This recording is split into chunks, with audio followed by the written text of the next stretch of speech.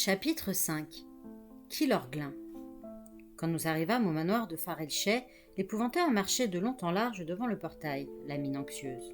« Où étiez-vous » explosa-t-il. « Voilà 1 heure que je vous attends. Je vous avais pourtant recommandé de ne pas vous éloigner du domaine. J'ai cru qu'il vous était arrivé quelque chose. »« Nous ne sommes pas allés très loin, protestai-je. On a discuté, c'est tout. Alice a contacté Grimalkin. Elle est en route. C'est une bonne nouvelle, non ?» Bien sûr, je gardais les autres informations sous silence.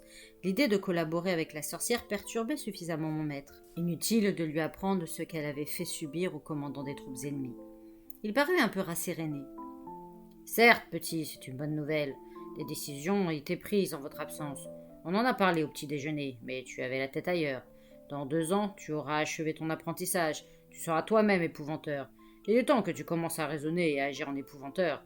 Descends un peu de tes nuages. » Je baissai le nez, désolé de l'avoir déçu. « Qu'avez-vous prévu » demandai-je. Jusqu'alors, les propriétaires de la région attaquaient les mages juste avant le rituel du bouc, quand ils avaient quitté le fort et marché vers Kilorglin. Cette fois, ce sera différent. D'après Farelchet, les mages ne viendront pas en ville avant 1 semaine, mais ils envoient toujours des éclaireurs pour leur retenir des logements et bâtir la plateforme nécessaire au rituel. Des hommes de chef vont se cacher à Kilorglin et les prendre par surprise.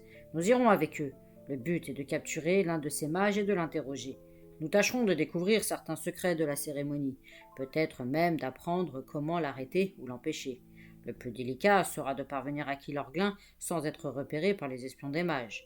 Chet est en train de réunir une 20aine d'autres propriétaires armés. Ils vont patrouiller toute la journée dans les environs pour les sécuriser. « Les mages ne vont-ils pas soupçonner quelque chose » demandai-je. « Si, mais ils ne sauront pas quoi. Cela vaut mieux que de laisser des espions leur apporter nos faits et gestes. » Les membres de l'Alliance pour la Terre revinrent au crépuscule, annonçant que toute la zone était sûre. Aussi, laissant sur place nos bagages et les chiens, l'épouvanteur, Alice et moi prîmes la route de Kilorglin à la faveur de l'obscurité, en compagnie d'une dizaine de costauds placés sous le commandement de Chet. Nous allions à pied à travers la montagne. Une pluie froide et serrée transformait en boue la terre du chemin. À l'approche de l'aube, nous contournâmes un vaste lac avant d'apercevoir la petite ville de Killarney. Nous trouvâmes refuge dans une grange, où nous passâmes la journée à dormir avant de repartir. La pluie avait cessé, ce qui rendait notre progression plus aisée. Nous suivîmes bientôt la rive embrumée d'une rivière, la Laune. Nous étions dans les faubourgs de Kilorglin, longtemps avant l'aube.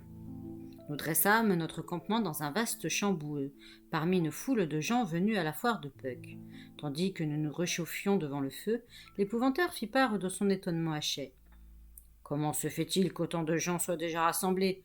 La foire ne commence pas avant plusieurs jours. » Dans la lumière grise de l'aube, le camp débordait d'activité.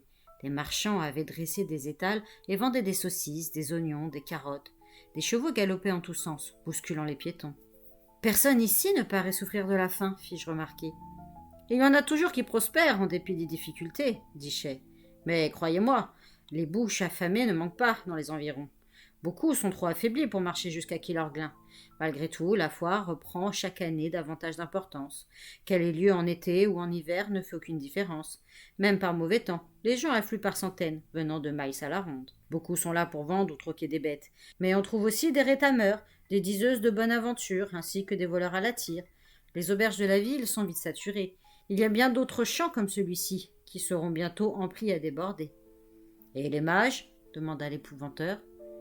Ils réservent la plupart des établissements, en particulier ceux qui donnent sur la place triangulaire au centre où la plateforme est élevée. Pendant toute la durée de la foire, Kilorglin leur appartient, bien que, cette fois, ils puissent avoir une surprise. Nous entrâmes dans la ville en fin de matinée. Nous frayons un chemin dans les ruelles encombrées jusqu'à la place centrale où se tenait le marché. Les étals se serraient étroitement sur les pavés, au cœur de Kilorglin. Dans la plupart des petites villes, la place du marché était rectangulaire ou carrée. Celle-ci était indubitablement triangulaire. De là partait une rue qui descendait en pente raide vers un pont enjambant la rivière. Chet dissimulait ses élégants vêtements sous un manteau de grosse laine, et personne ne fit attention à lui. Nous nous mêlâmes à la foule pendant qu'il retenait une chambre dans la plus minable des auberges donnant sur le marché. Cela se révéla un excellent choix, car, à la différence des autres établissements, on y accédait par une rue parallèle à l'un des côtés du triangle. On pouvait y entrer et en sortir sans être remarqué par quiconque sur place. « C'est le dernier endroit où les mages daigneraient mettre les pieds » fit remarquer Chet, en lissant de la main sa chevelure blanche. Ils aiment le confort et ont un sens aigu de leur rang. Il leur faut le fin du fin. S'ils louaient des chambres ici, ce serait pour leurs serviteurs. Nous regagnâmes le campement, où les hommes de chais cuisinaient autour d'un feu. Au coucher du soleil, la nouvelle nous parvint que des mages avaient franchi une passe dans la muraille, au nord du fort de Steg, et marcheraient de nuit vers Kilorglin. Ils seraient là avant l'aube. Nous étions arrivés à temps. Nous emportâmes quelques provisions et nous retournâmes dans notre chambre, d'où nous pourrions observer l'arrivée de nos ennemis. Nous tirâmes les rideaux devant la fenêtre, ne laissant qu'une mince fente au milieu. Le ciel était dégagé. La lune, qui décroissait depuis 3 jours, déversait sur les rues de sa lumière d'argent, et notre veille commença. Bien avant l'aube, nous fûmes alertés par un claquement de sabots. 2 cavaliers apparurent, suivis de 4 individus chargés de gros sacs. « Les hommes à cheval sont des mages, » expliqua Chay. « Les autres sont les ouvriers chargés de bâtir la plateforme. » Les chevaux étaient des purs sangs, des étalons noirs taillés pour la vitesse. Leurs cavaliers portaient à la ceinture ces larges épées incurvées à la lame évasée, connues sous le nom de cimeterres. Les mages mirent pied à terre. C'étaient des hommes de haute taille, à la carrure impressionnante, aux noirs sourcils broussailleux. Leurs mentons s'ornaient de ces barbes pointues, qui évoquent la barbiche des boucs. Ils désignèrent un emplacement sur les pavés, et les 4 charpentiers, sortant de leurs sacs des outils et des pièces de bois toutes prêtes, se préparaient aussitôt à édifier la haute structure qui supporterait la plateforme. 2 d'entre eux s'éloignèrent et revinrent quelques minutes plus tard avec des madriers. Sans doute avaient-ils été taillés sur place. À peine les ouvriers les avaient-ils déposés qu'ils repartaient en chercher d'autres. Les bruits de marteaux firent bientôt voler en éclats le calme de la nuit, et la tour s'éleva peu à peu. Les charpentiers travaillèrent toute la journée, tandis que les mages rôdaient autour de l'édifice en construction en lançant des ordres. Les habitants de Kilorglin ne se montrèrent pas. Aucun étal ne fut dressé sur la place ce jour-là. « C'est par peur des mages que le marché n'a pas lieu aujourd'hui ?» demandai-je. « Les gens ont peur, c'est certain, » répondit Chay. « Pendant l'édification de la plateforme, ils se tiennent à l'écart, mais dès que le bouc est en position, ils reviennent, et le marché est plus animé que jamais. Le vin et la bière y sont sans doute pour quelque chose, beaucoup cherchant dans l'ivresse un moyen d'échapper à l'horreur dans lequel les mages plongent la ville. Pour d'autres, ces journées marquent l'apogée de l'année, où tous les excès sont permis. »« À quel moment prévoyez-vous d'enlever un des mages, sans qu'il épouvanteur ? » ?»« Au crépuscule, et nous brûlerons la tour. Ils la reconstruiront, mais ils devront pour cela faire venir de nouveaux matériaux. Cela retardera d'autant leurs préparatifs. » Mon maître ajouta songeur. « Utiliseront-ils la magie noire pour se défendre ? » ?»« Ils essaieront. » Chay nous regarda d'un air résolu. « Mais je suis confiant. En unissant nos forces, nous aurons le dessus. »« J'ai ma chaîne d'argent, » déclara l'épouvanteur. « Le garçon a la sienne, et elles les ligoteront plus sûrement qu'aucune corde. » La chaîne d'argent est aussi efficace contre les mages que contre les sorcières. Nous étions plus nombreux que nos adversaires, et l'élément de surprise jouera en notre faveur. Je remarquai néanmoins une expression anxieuse sur le visage d'Alice. Je l'interrogeai. « Qu'est-ce qui ne va pas ?»« Ce n'est pas l'enlèvement du mage qui m'inquiète. C'est ce qui se passera quand les autres la prendront. Ils nous traqueront, et ils sont très nombreux. »« Tout a été planifié avec le plus grand soin, jeune fille, » rétorqua l'épouvanteur. « Les chevaux et les ouvriers sont emmenés vers le sud-est, là d'où nous venons. Tous les 4, nous nous dirigerons vers la côte avec notre captif. Un autre membre de l'Alliance pour la Terre a sa demeure là-bas, le château de Ballycarberry. C'est une solide forteresse, où nous pourrons interroger le mage en toute sécurité. » Le soleil descendait à l'horizon. La lumière baissait. L'heure était venue de passer à l'action. La structure de bois, presque achevée, dominait à présent la place de ses 30 pieds de haut. Les charpentiers avaient accompli un ouvrage remarquable en une seule journée de travail. Épuisés, ils rangeaient leurs outils, tandis que les 2 mages patientaient, les bras croisés, près de leurs chevaux attachés dans un coin. Les hommes de Chay nous avaient fait savoir qu'ils avaient pris 2 chambres, dans la plus grande auberge, juste en face de la nôtre.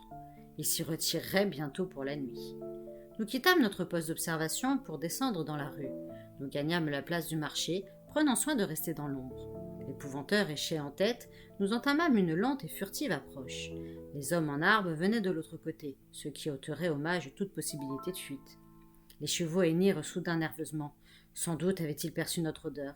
Aussitôt en alerte, les 2 mages tirèrent leur cimeterre et se placèrent dos à dos, en position de défense. Sortant de l'ombre, Chay et mon maître se ruèrent en avant. Alice et moi venions juste derrière. Des ordres retentirent, et un bruit de bottes martelant les pavés m'apprit que nos hommes convergeaient vers la cible. Le mage le plus proche leva son arbre, mais sans ralentir sa course, l'épouvanteur avait déjà projeté sa chaîne. Elle siffla dans les airs et découvrit une spirale parfaite. Elle s'enroula autour du mage, lui plaqua les bras le long du corps. Son épée rebondit bruyamment sur les pavés. Le tir avait été si précis que la chaîne lui fermait les yeux et la bouche, de sorte qu'il ne pouvait plus ni voir ni parler. Clore la bouche est très important quand on affronte une sorcière capable de lancer des sortilèges. Les mages avaient également ce don. Mon maître n'avait voulu prendre aucun risque. L'autre mage pivota pour faire face à Shay. Les deux armes entrèrent violemment en contact, avec un crissement métallique. Puis le mage poussa un cri, lâcha son cimeterre et tomba comme une masse, face en avant. Il se convulsa sur le sol, tandis qu'une mare de sang s'étendait autour de lui. Les 4 charpentiers se jetèrent à genoux, les mains sur la tête, suppliant qu'on leur laisse la vie. Les hommes de Shay nous entouraient maintenant. Ce fut l'affaire d'un instant de ligoter les ouvriers pour les emmener, ainsi que les 2 chevaux. Tandis que nos hommes s'apprêtaient à repartir pour Killarney avec leurs prisonniers, l'épouvanteur, Shay, Alice et moi entraînâmes notre captif vers le château de Ballycarbery, près de la petite ville de Caersiven. Une fois sur la route et assez loin de Kilorglin, je me retournai. J'aperçus un rougeoiement et une fumée noire qui se levait au-dessus des toits. Les hommes de Shay brûlaient la plateforme. Les charpentiers avaient travaillé pour rien. Tout s'était passé comme prévu. Mais je ne pouvais m'empêcher de penser à ce feu, tel un fanal allait attirer nos ennemis. Et cette fois, ils arriveraient en force.